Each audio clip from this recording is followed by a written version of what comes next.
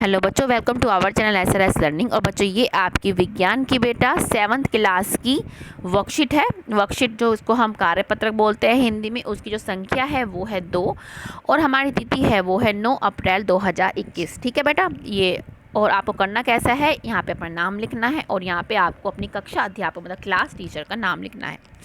तो शुरू करते हैं। चैप्टर चल रहा है हमारा चैप्टर जो चल रहा था हमारा न्यूट्रिशन इन प्लांट्स। ठीक है, पादपों में पोषण। तो हमारा जो टॉपिक है वो है आज प्रकाश संश्लेषण।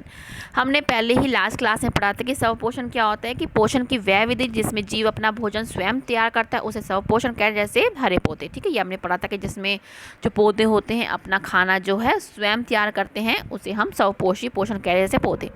परंतु वे ऐसा करते कैसे हैं, अब हम आगे पढ़ते हैं। किसके थ्रू करते हैं? प्रकाश संश्लेषण के द्वारा। एक ये चीज़ पढ़ लेते हैं कि पत्तियां पादप की खाद फैक्ट्री होती है। पादपों में खाद का निर्माण पत्तियों में होता है, मतलब जो भी खाना बनता है वो कहाँ बनता है? पत्तियों में। पत्तियां कहाँ है? ये जैसे आपका कुछ भी भोजन है, खाना है, कहाँ बनता है? वो आपके किचन में बनता है। ऐसे ही जो प्लांट्स की, पादप की, पेड़ों की जो किचन होती है वो कौन सी होती है? लीव्स। ठीक है, अब ये पूछ रहे हैं होता कैसे, इसके लिए हमें फोटोसिंथेसिस मतलब प्रकाश संश्लेषण की प्रोसेस को पढ़ना पड़ेगा। कि पत्तियों में एक हरा वर्णक होता है जिसे हम क्लोरोफिल कहते हैं। यह सूर्य के प्रकाश की ऊर्जा का संग्रहण करने में पत्ती की सहायता करता है। ठीक है, ये आपकी जो है एक पत्ती है, इसमें क्या क्लोरोफिल होता है, ये क्या है? सूर्य के प्रकाश को पकड़ लेता है। मतलब वह प्रक्रिया जिसके द्वारा हरे पादप क्लोरोफिल की सहायता से सूर्य प्रकाश की उपस्थिति में कार्बन डाइऑक्साइड और जल से भोजन तैयार करते हैं उसे हम प्रकाश संश्लेषण बोलते हैं। क्या बोलते हैं? प्रकाश संश्लेषण। ठीक है, और प्रकाश संश्लेषण के लिए हमें कार्बन डाइऑक्साइड देखो चाहिए। तो ये जो कार्बन डाइऑक्साइड होती है ये एंटर कैसे करती है लीव्स में? हम वो पढ़ते हैं कि हवा से कार्बन डाइऑक्साइड पत्तियों की सतह पर मौजूद छोटे छिद्रों के माध्यम से लिया जाता है। इन छिद्रों को हम स्टोमेटा कहते हैं। देखो ये छिद्र क्या है, ये यहाँ पे देख रहे हैं ना। देखो ये आपकी लीफ होती है, मतलब पत्ती होती है। पत्ती के दोनों साइड ऊपर और नीचे छोटे छोटे क्या होते हैं? स्टोमेटा बने होते हैं। ये देखो स्टोमेटा होते हैं, इस तरीके से स्टोमेटा होते हैं। ठीक है, ये जो छोटा छेद है ना, जो आपको ये मैंने छेद दिखाया ये वाला, ये जो छेद है ना ये स्टोमेटा। देखो ये स्टोमेटा, ये रंध्र जिसे, ठीक है। और ये जो आप ये वाली चीज़ देख रहे हैं ये क्या है? इनकी द्वार कोशिकाएं होती है। मतलब क्या होती है? ये आपकी गार्ड सेल्स होती है, मतलब गार्ड करती हैं। ठीक है, ये स्टोमेटा है, इसके थ्रू ही क्या है हमारी कार्बन डाइऑक्साइड जो है पत्तियों के अंदर जाती है।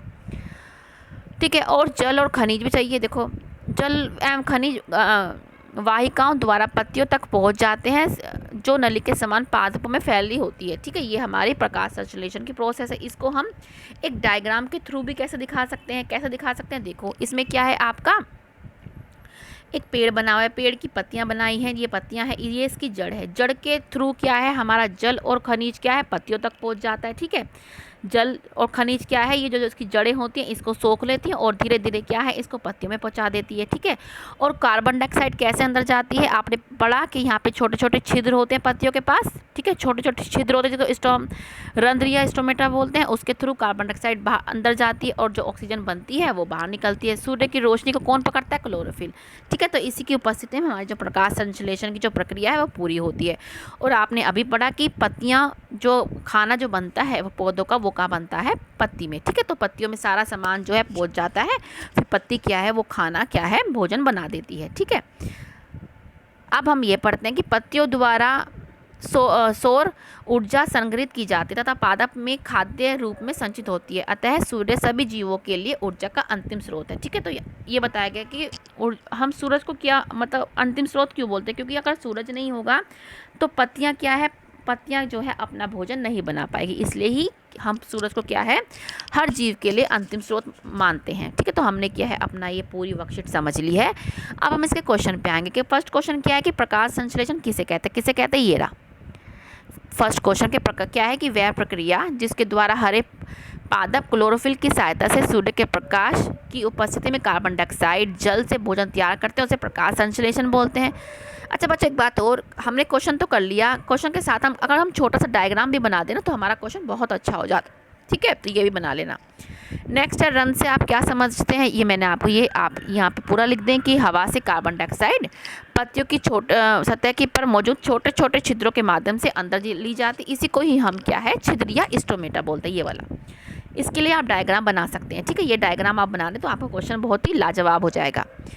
थर्ड क्वेश्चन है कि सूर्य ऊर्जा का चरम स्रोत है, कैसे? ये हमने अभी समझा, ठीक है। ये आपका थर्ड क्वेश्चन यहाँ से आप लिख देंगे।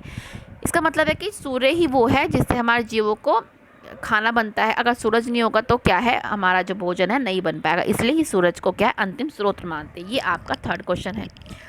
नेक्स्ट क्वेश्चन है कि पत्तियाँ पादप की खाद्य फैक्ट्रियाँ हैं, तो आप यहाँ पे क्या लिख देंगे, फैक्ट्रियाँ, ठीक है। यहाँ से आप उतार लेंगे, ठीक है। यहाँ पे आप फैक्ट्रियाँ, ये वाला जो वर्ड है यहाँ पे आप लिख देंगे फैक्ट्रियाँ, ठीक है। पत्तियाँ पादप की खाद्य, ठीक है, फैक्ट्रियाँ, यहाँ से आप देख के इसको लिख लें, ठीक है।